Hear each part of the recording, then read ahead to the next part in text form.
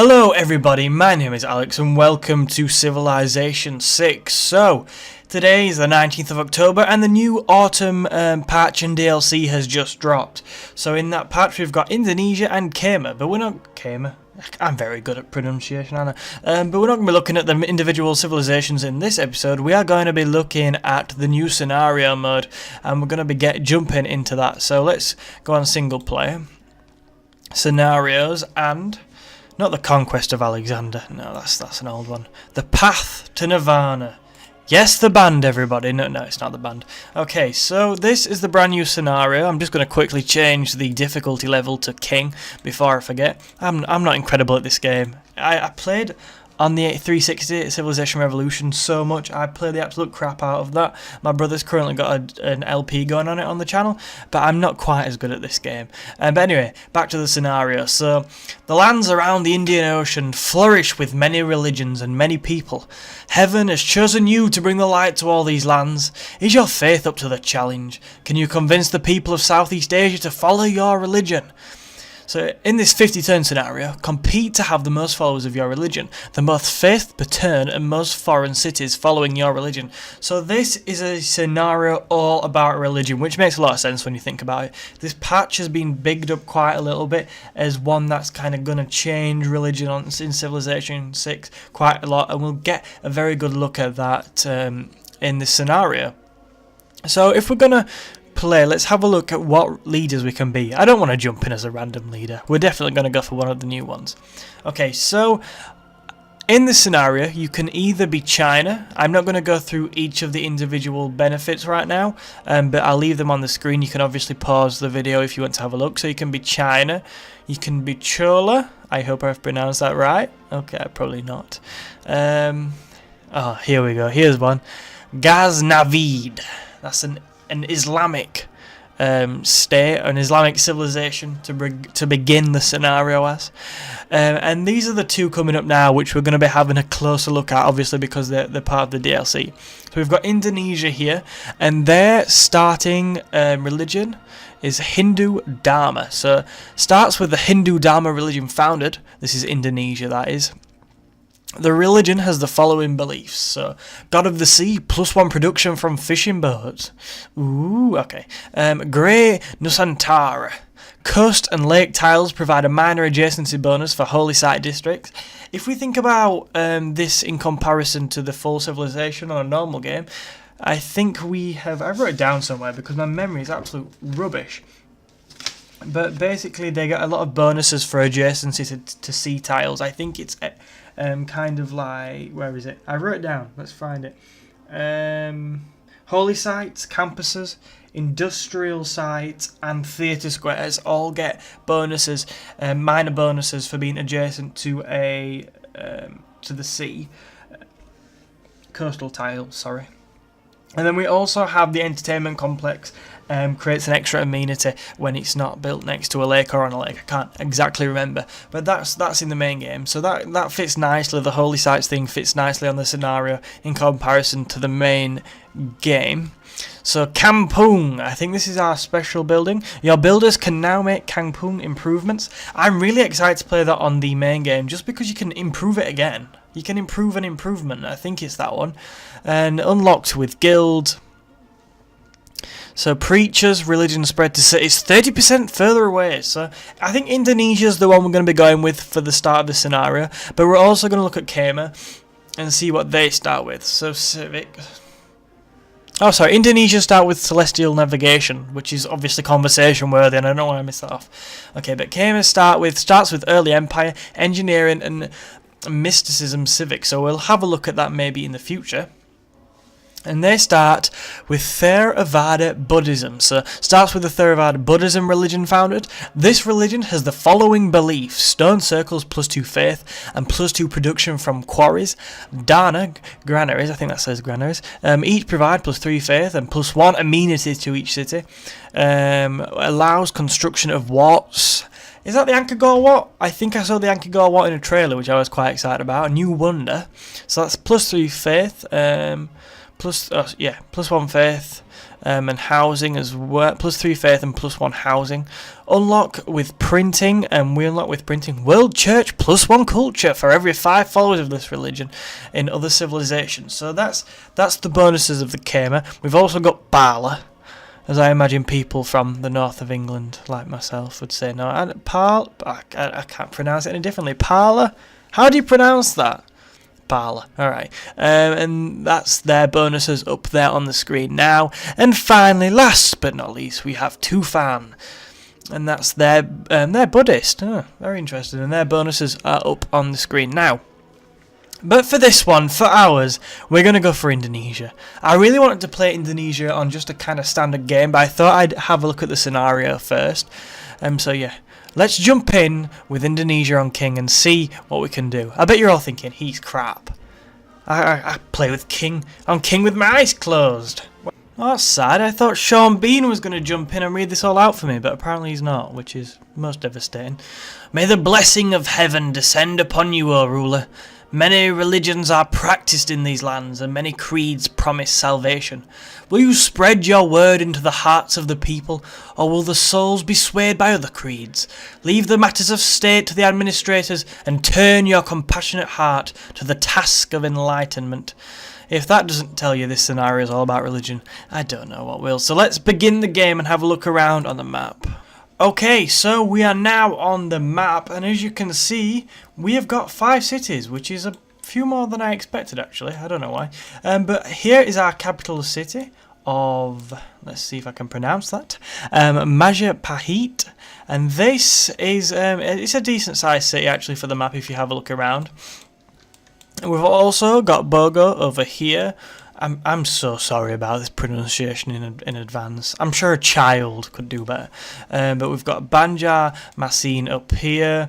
We've got Masaka as well. And on the same island of Masaka, we have got Gorontalo. Okay, so there are our cities that we start with. So let's have a quick look at our surroundings as well and see if we can find any of these civilizations on the map.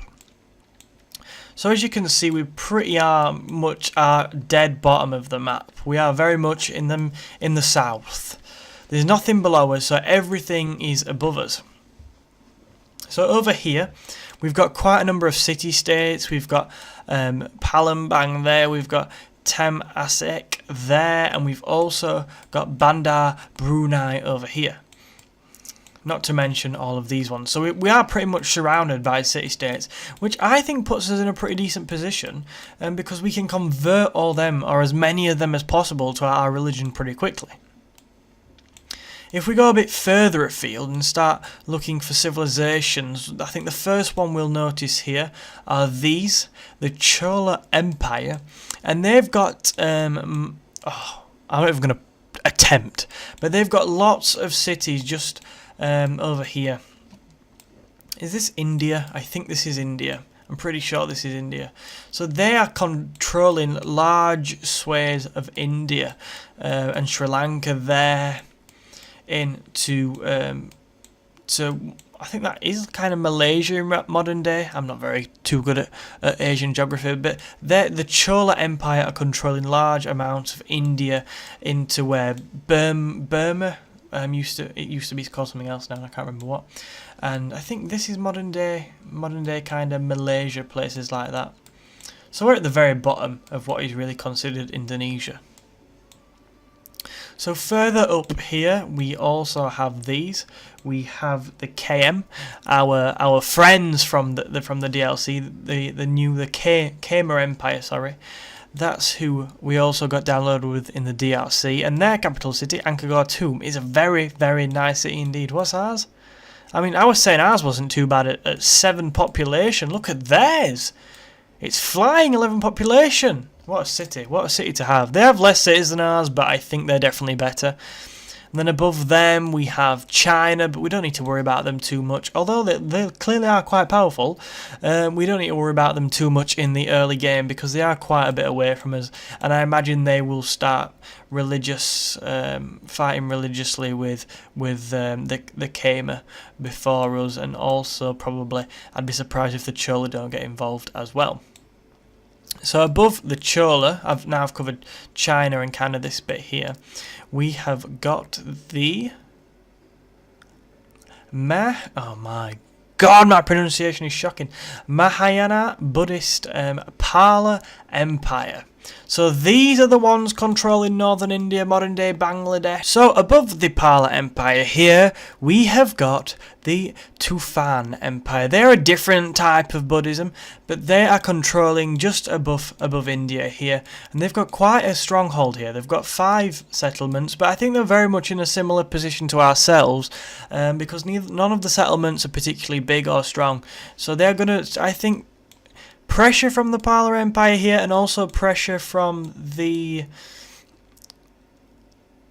Ghaznavid Empire from the west, pushing inwards with Islam. It's going to be very difficult for them to, I think, survive, and they'll probably win the game now, but I think it's going to be very difficult for them to be that successful. It's also going to be quite difficult for the Chola Empire, simply because of the control of India here, and how their religion, is it Shaivism, is going to be pushing against them. So now we've had a look at the map, and that's a basic overview of the map. What we're going to do now is we're going to have a look at what we can build and take our first steps on this campaign, or this little scenario. So if we choose production here, as you can see, we don't have any military units. The only thing that we can build are builders to improve our tiles, traders for income, and most importantly, missionaries and priests. These are what the game is all about. It's a very religious based scenario, so we're forgetting about all the military things at the moment, and we're going to be using our missionaries and priests to spread our religion and hopefully win the game. We've also got a couple of projects we can take on, so we can take on holy site prayers and harbour shipping. So they're the 2 projects we can do, and we can purchase things with either missionaries or priests with faith. So to start the game off, I think I'm just going to start building some missionaries and priests around. I've got to say, when I've we need to pick a trade route. When I usually play Civilization 6, I'm not somebody that has found playing the religious aspect of it that entertaining. So I'm very much kind of crap at that bit. So if you have got any tips, please do leave them in the comments for me, and tell me how about you want to go on this scenario. But yeah, I'm a bit of a novice when it comes to religion. Like warfare, I'm good at. That's my favourite bit. But religion's not. So let's have a look at what we can do trade routes wise. I think we kind of probably want it going to one of these city-states. Can we send it to a city-state? Yeah. We're really looking at the religious benefits is what we want. Where's that? That's quite far away. I think we're going to send it there to try and improve relations. What's up here? What's Bandar Brunei? What will they give us in return for this trade route? Kind of want to be exporting our religion, don't we? I think we'll send this to Bandar Brunei. Yeah, we will, and we'll hopefully start to press our religion onto them. So we'll begin that route. Yeah, okay. Well, I don't think we'll be developing many roads across seas, but I think we could possibly create a road here. What else have we got? So city-state quest complete. That must be for doing that. So you completed the quest for Bandar Brunei. City-state earning us 1 envoy. Yay! We definitely need to use that at some point.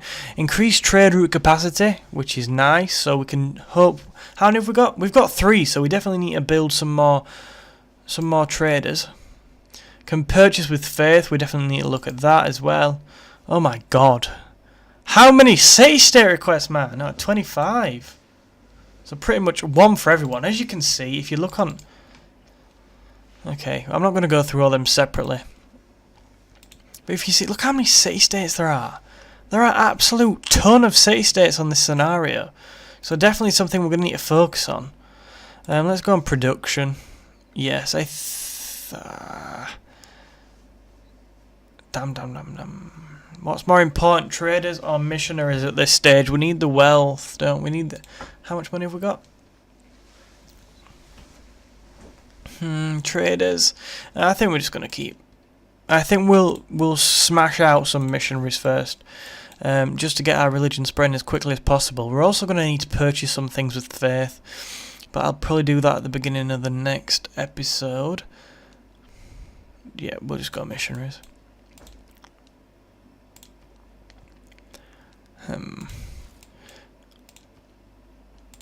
Yeah, so we'll start smashing some missionaries out, and we've got a ton of faith, so we definitely need to use some of that. Anyway, I think I'm going to leave the intro right here. I know I've not really done that much or covered quite as much as I'd like to, but this is a really weird scenario for me. I'm not used to things being so religiously based. So hopefully you've enjoyed, and please do leave a comment down below on how you would approach this. I'm not very good at the religious aspect, so please let me know. Hopefully this video was useful in giving you a quick overview of the new scenario and making you decide if you want to download and play the new DLC. You can always watch a playthrough on YouTube or something if not. So thank you for watching. I hope you've enjoyed. I will hopefully be doing a playthrough of this, maybe not in the scenario mode, we'll see. But if you've enjoyed it and you want to see some more Civilization 6 from our channel, please do hit that like button and subscribe. And I will see you next time.